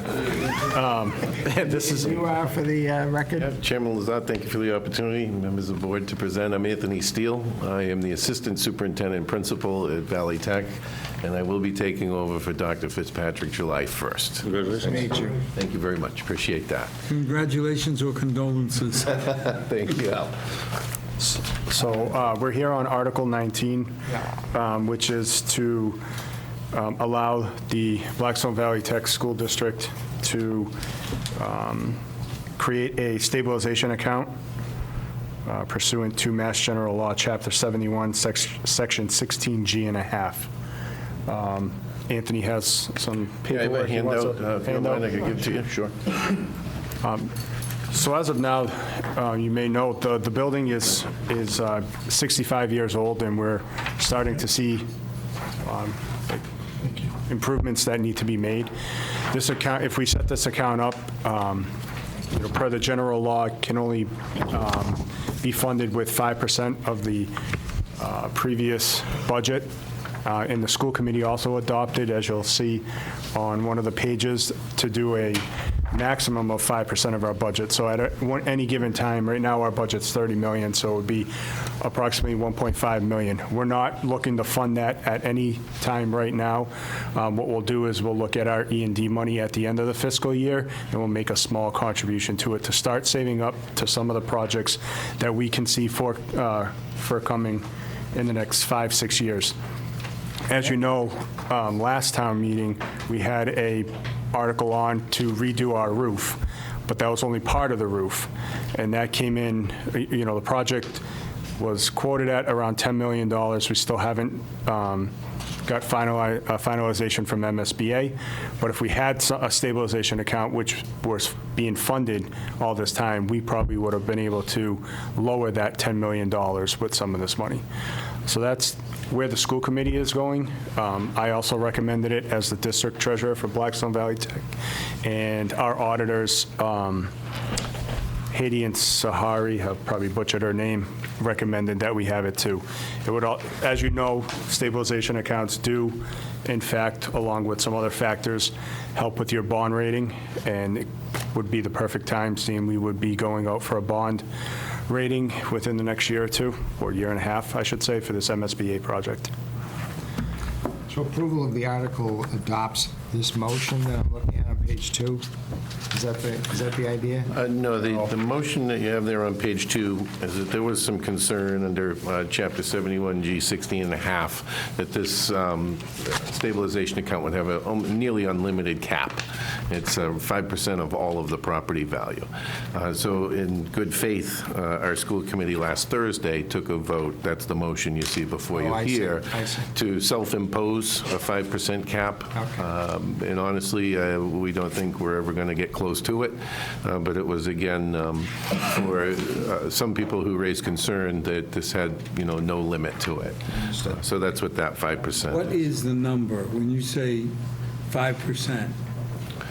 5% equals 5% of our annual budget that year, so the account would have a maximum capacity or cap on it of about the 1.5 or 1.6 million. But that's per year. No, not being funded. That would be, No, but Chris, well, yeah, it would. you wouldn't set it up if you don't intend to fund it. Right, so each year would increase. So if this year their budget's 30 million, it would be 5%, which is 1.5 million. And next year It would be 30. 1.6, and Yeah, the year after something like that, but it would never hit that. I don't think it would ever get to that But cap. what would be you made mention that people worry about the maximum would be too big. Under G16 and a half, basically was 5% of all of the property value in all of the towns, so it would be in the billions. So the exact wording of the general law is 5% of the 13 communities' equalized value, which would be in the billions.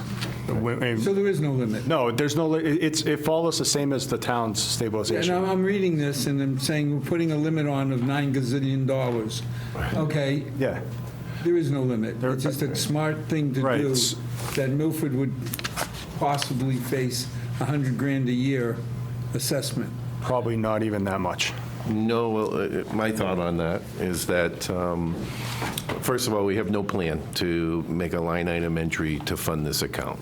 We envision grants, donations, and possibly moving over some E&D each year as a savings and stabilization account for continuing our projects.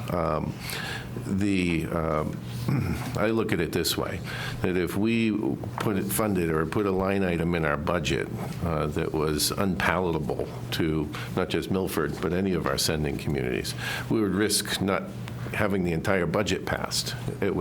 So it's almost, in my view anyways, as an internal check and balance there, that you would not do that and risk not passing your budget, your operating budget. Right now, we have no intent of asking for anything. We just want to be able to have a mechanism to save. On the last page of the packet, you see a number of projects that are slated for the near future. What we've been doing for the last, I can speak to the last 28 years at Valley Tech, typically we would use either grants, donations, or whatever we could afford out of E&D. We turn and look at our capital improvement plan, and we look at what we can afford to, accomplish on the list. What I would say is new about today that was perhaps different over the last 20 or 30 years is that E&D is harder to accumulate and projects are getting more excipensive. E&D stands for? Oh, I'm sorry, excess and deficiency, so it would be a town's equivalent of free cash. Free cash. Does everyone know what that was? He's just sitting there. I was looking at errors and like what? I'll ask. So, I'll give you a modern example of this. We typically have excess and deficiency or our free cash. We have a maximum of 5%, as Chris mentioned, but our typical norm is about 2.5%. So we usually have in a given year 750 to 800,000 would be normal for us. I think you're probably well aware we typically put 250 towards the assessment side, the revenue side of the budget to help with town assessments. Leaves us with 500 in a typical year. We don't want to dip too far into that because the true nature of the E&D is your emergency money if anything happens. But we might take 100,000 here or there and take one of our projects on the list and maintain the school. So again, the purpose of the stabilization would be to start saving with purpose for future projects that we have in mind to be able to accomplish those. Right? So that's the concept that we're looking for. I mean, we would be hypocritically judged if we said stabilization accounts are bad. Correct. They've worked well for Milford, and I applaud that you're starting to build one.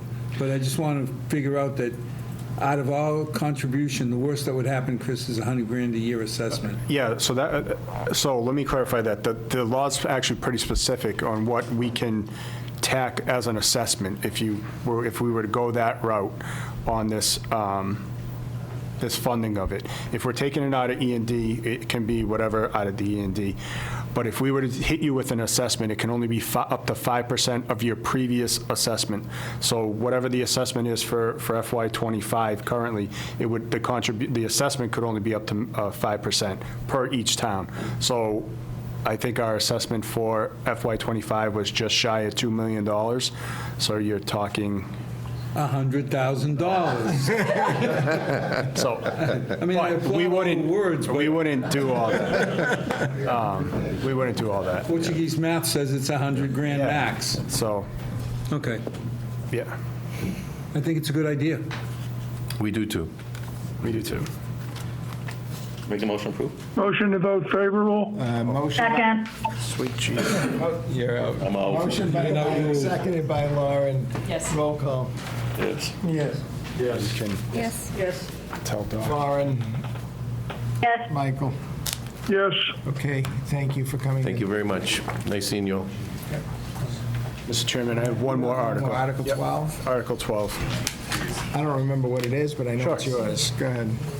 So Article 12 is an article seeking to remove $1 million out of the sewer retained earnings and put it to the capital project of the field pond. If you remember, we have authorization to borrow previously of $4.4 million. We rescinded $2 million of that, leaving us with another $2 million of unauthorized debt we could use. After looking at what's in retained earnings and sewer stabilization, myself and Zach feel, along with John Manini, the superintendent, that we could move $1 million out of the retained earnings to cover the current deficit of the project right now and to reduce the debt that's coming up. John provided us with a cash flow of the remaining money that is going to be owed to the project, and that's going to be about $1.75 million. And the heart of all that money is coming between June of 2025 and November of 2025. So with this transfer, we'll be able to keep the project going, and then we're going to actually look at it again in October to see if we want to borrow the remaining million, or if we'll take it out of sewer stabilization or retained earnings again if we can. I believe our FY24 certified retained earnings was 2.6. Yes. So it'd still be $1.6 million left in that retained earnings. Are there any questions on this? Field pond project, Yes. what is the field pond? Sewer. The sewer project. Pumping station. Okay. I don't It's just- know. Most It's not people laying don't know sewer what a lines, field it's, pond project is. Neither do I. I just call it the fuel pond project. That's what comes across my desk. Well, I just remember it's pumping poop uphill to Highland Street. Oh, all right, there you go. Thank you all. Mr. Chair, just quick, if I may. So we really never had any intentions of actually borrowing this. This is a mechanism that or tactic we've done in the past, where we just needed authorization to be able to do the bids. Like, our plan the whole time was to take from retained earnings more sewer stabilization. So it's consistent with what we planned the whole time. Okay. Makes sense to me. Motion Motion approved. by David. Seconded by Brett. Roll call. Yes. Yes. Yes. Yes. Yes. Yes. Lauren, Yes. Michael. Yes. Thank you, Chris. Thank you.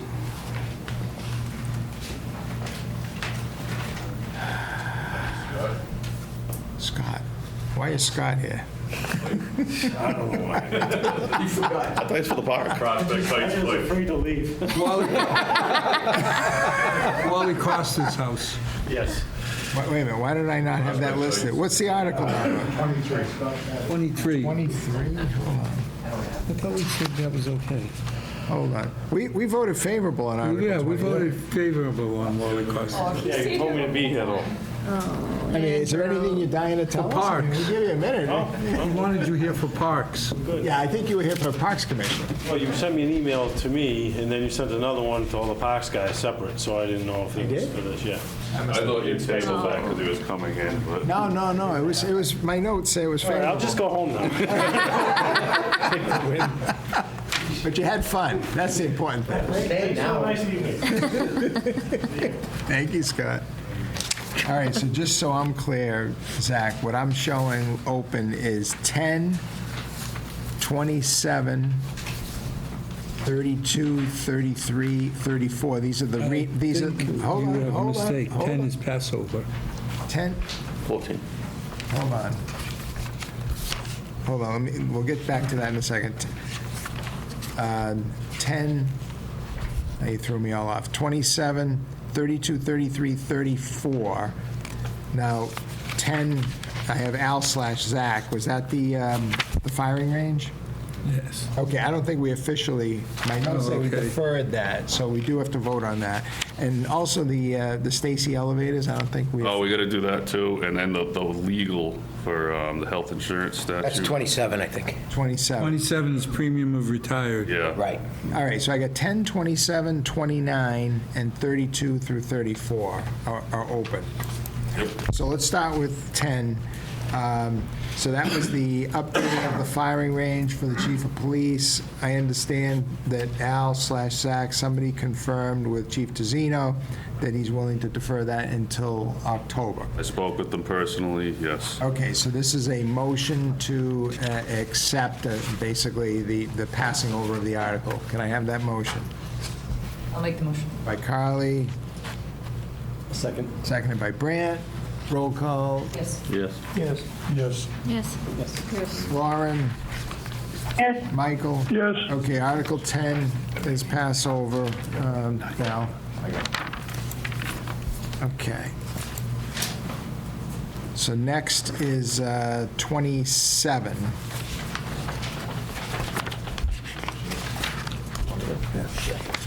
Just help me out. Yeah, this relates to the retiree health contribution split between the town and the retiree.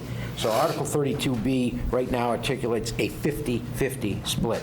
In 2024, our town meeting, we authorized a 60-40 split. So it's really a housekeeping type measure in that we need to comply with 32B, Section 9E, which allows towns to do more than a 50-50 split. So- Simple as that. Who is paying the 60%? The town. Yeah. Yeah, and the retiree 40. We did that? I don't remember that. So a little. Town meeting did. Town meeting, a little bit of a cart before the horse, or more, we were under the false impression that it was adopted, so we're just trying to clean this up We're just trying to clean it up. Yeah. It's housekeeping, it's administrative. Refer to sponsor if there's no financial. That's fine, too, Thank if you'd you. like, yeah. There's no financial. No fault. I mean, you could argue He's there just a is. housekeeper, so it's no financial. Well, he's 60% is more than 50%. Yeah, but the- Well, I think David's argument is it sounds like it's already been adopted. I agree with David 100%. And in on this, place. yeah. I mean, That's two. I'm not crazy about hearing that we're picking up an extra 10% of cost. How much is that worth? The extra 10%? Back to the numbers guy. Off the top of my head, 100,000, 200,000, A year. yeah.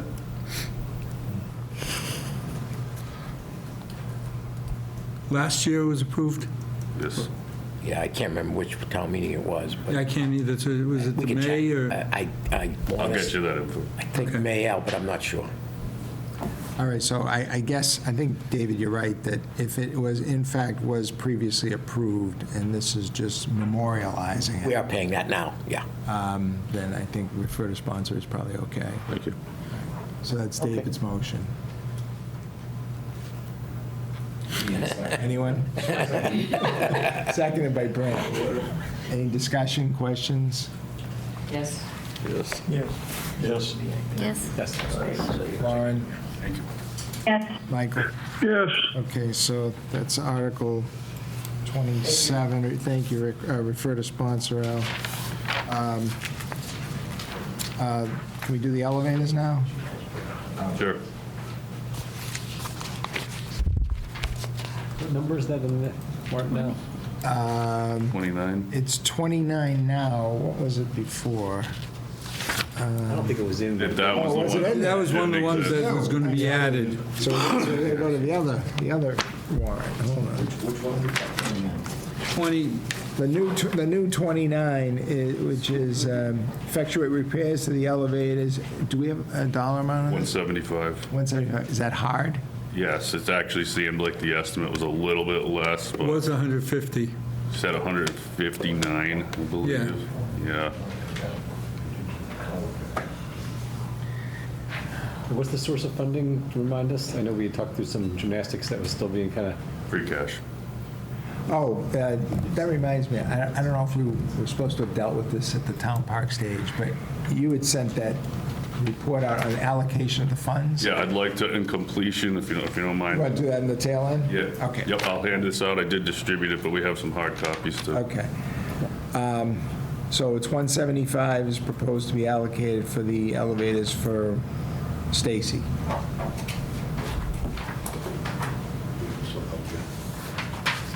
Somebody motion to approve? Make a motion. David made a motion and Brant seconded it. Any further discussion on this? This will help you with the... Thank you. Not being interrupted. Okay. Yes. Yes. Yes. Yes. Lauren? Yes. Mike? Yes. Okay, so Article 29 is favorable. And that leaves us with 32 to 34 under the new ones, right, Zach? Yep. Okay, That's correct. go ahead. I'll start with 32, that's clear snow and ice. That's always a objective that we try to have this time of year. I think first objective is not to go deficit, but this particular year we did. We actually had some activity. I'm glad I didn't vote on it. We didn't vote on it last week because there was some activity. You saw it snowed over the weekend. They were outstanding. We had to pay some contractors. Number's 240. That's with 5,000. And that's above the 600,000 that we always allocate? Yes. Yep. Just as a quick reminder, if we Motion to vote favorable? If we Second. don't clear it here, it's raised automatically Second. due to Further tax discussion. recap. Yes, thank you, thank you. What was that, Zach? If we do not clear it, it is mandatory to be raised on the tax recap, which will be taxation. This gives us the luxury to use free cash. Okay. Yes. Yes. Yes. Yes. Yes. Yes. Yes. Lauren? Yes. Michael? Yes. Okay, 30 is favorable. I'm sorry, was that? 30. 32. All right. See, I'm writing on two different warrants here. Okay, 33. 33, I had distributed a document earlier through email. I did not print copies of it. This one is closeout of old articles where the project's either been completed or it just needs to be closed. Sometimes things don't happen and we close them out, but town meeting giveth, town meeting taketh away. This particular example, we do have a article that's being closed from an enterprise fund. So to Dave's point earlier, rightfully the money should be returned to the enterprise fund. That's why there's two totals. So it was like 50,000, as I recall, total, and half of that was going to the enterprise fund? Yes, sir. More or less? Yes. Okay. Yes. I don't know if people had a chance to look at it, but there's a handful of small give-backs effectively from prior articles. One of them was a jet truck for 23, it's half the money. Yeah. Motion to approve? Motion by Lauren, Second. second by Carly. Discussion, roll call. Yes. Yes. Yes. Yes. Yes. Lauren, Yes. Michael, Yes. favorable. Okay, and the last one is transfer of funds. That's, Last one's my transfer between the lines. This year, there's actually not as many departments in total. There's some decent dollar amounts here, kind of consistent with what you saw throughout the budgeting process. A couple of them are for energy costs that just we can't currently handle right now. Some are just shuffling salaries, but happy to go through anything in particular if there's any questions. are there limitations on what you can go back and forth on? 3% of any of the giving department. So this can either be between departments or within line items? Yes. Okay. Yes. Did we over budget salaries? And Well, let's see, we've got $50,000 from public property, building and property, salaries and wages going to general expenses. so Police if is I a may, hun- if I may, so I look for available funding sources, right, to cover these. One, we know we removed the town administrator assistant position. We never filled it. So right off the bat, my mind just immediately is, hey, that's available. We can't spend it for anything elsewhere. If you're referring to police and fire, then circumstances happen when you have 48 people in a department, and just that's what happened this year. Somebody Delays in leaves. hiring, retirements, people coming in. It's Yeah. $165,000. Yeah. And that's going to not be expected for this year, right? You know, Well, I don't know. It could, circumstance could happen, but yeah, no, we're not planning on having a We're not surplus. planning on if having That's a your point. 165. Yes. I think there's another way to think about what Al's saying. If it's known that there's been a retirement and somebody who's higher grade gets replaced with somebody who's a lower pay grade, the budget includes that the Go Forward org has that person in a lower grade, right? Correct. So Al, I think that the process helps make sure that doesn't happen again. I just want to know if. No, that's a good question. I mean, we've got $250,000 or more of salaries that something happened. Is that a trend? Be 3 positions that don't get filled in time. Well, but Polly, that's what I want to hear.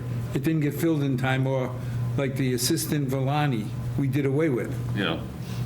So that, we want to make sure it's not built back in unless we're going to hire a mini Villani. Valid points, and yes, we do adjust the budgets for those situations, yes. Because I understand, like Chucky, a grand, you know, $1,000 over a year, it can be a couple trees here or there. Yes. But when I see 164,000 and 50,000 and 50,000, it gets me a little nervous. Understood. Not uncommon for this time of year. Any further? Motion? Motion by Carly, favorable. Second. Seconded by David, thank you. Yes. Yes. Yes. Yes. Yes. Lauren? Michael? Yes. Okay, that's the end of the articles. So now Zach has circulated this sheet, which we all see twice a year, as I recall, right? Yep, Yeah. this is the funding mechanism sheet for those on Zoom. I did distribute it earlier today. If you have the balance sheet sitting in front of you too, the P&L, you can see that it ties directly to the bottom number. The middle number of the deficit of 563K ties directly to this number also, just to show you how we tick and tie together and how it operates. As we started at the beginning of the meeting, it was mentioned we have 2.482 in free cash right now. You can see through the funding, that's right in the centers, everyone's following, proposing that we fund nearly everything from free cash, with the exception of the town park, which Chairman Lazat had mentioned earlier we're going to talk about. Now, I'm proposing that we use stabilization, a mix of free cash and stabilization for town park. 250,000 from free cash, 750,000 from stabilization, the short-term stabilization. As a reminder, we did indeed put $1 million away for a project that likely was going to come up in May, and let's all be honest about it, it was town park, all right? So we did put that aside. However, circumstance may provide where we don't have to hit that full million, and let me explain my logic a little bit here. We currently have a known deficit of 563,000, right? If we move forward, which means the excess levy target of 6 million is less than 563. Please take a look at the remaining free cash balance. That's on purpose. 593 exceeds that.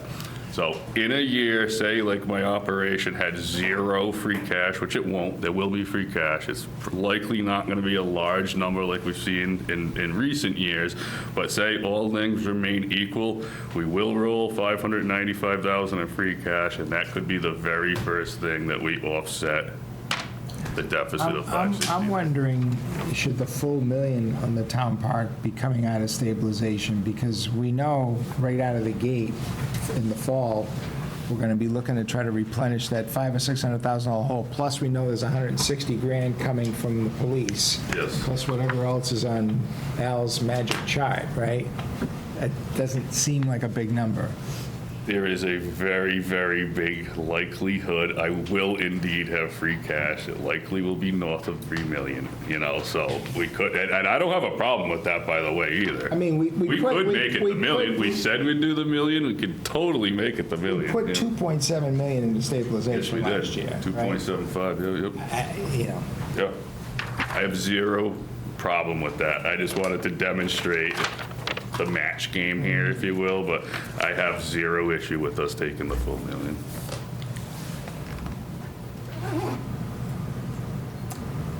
I'm comfortable with it if you really think we'll have at least 3 million free cash for the fall. Probably will. Because by the time we put in I want to be clear, I don't know. I don't know what will happen with revenue. I don't know what will happen But I with mean, expense from here till. by now you get a feeling for what. History tells us we will have a balance. You get 3 bids for that, or? Yeah, right. It's an estimate, not a contract. Okay, there's nothing we really need to act on here. It sounds like this is where we at, and the result of everything that we've just done. Yep. In the 250, 750 split, that money, if you needed some of that money to be available again for a different purpose, it would still be available from stabilization. So instead of taking the full $1 million, taking 750 out of stabilization, there's 250,000. You could just take that later if you found yourself stuck. And I I'd think, like not to, and I suspect we would. Yes, exactly. Vote to take it out. well, I thought we previously concluded it was a 2/3 vote to tap the long-term stabilization, but it was a majority vote for the short-term stabilization. Somebody told me that. You're right. I Yes. thought that was the case. For the purpose in which it is, and our short term is for capital, so yes. Yes, I will run it by legal to make sure, and I'll run it by the moderator for I procedural. thought that was the but- idea of yeah. loading up short Actually term, is. Yeah. is that it takes less It effort does. to get it out if we Yeah. need it. Okay, anything else, Zach? I think so. All right, so we've completed the budget, we've completed the articles. This has been kind of a tricky year, it could have been worse. Knock wood, we won't have any surprises between now and May 19th. So thank everyone for their efforts. I think we are done for now. Motion to adjourn. Motion adjourned by Lauren. Seconded by somebody. Vin. Roll call. Yes. Joyce, Lauren, Michael, we're adjourned. Thank you all. Thanks, Andy. Thank you.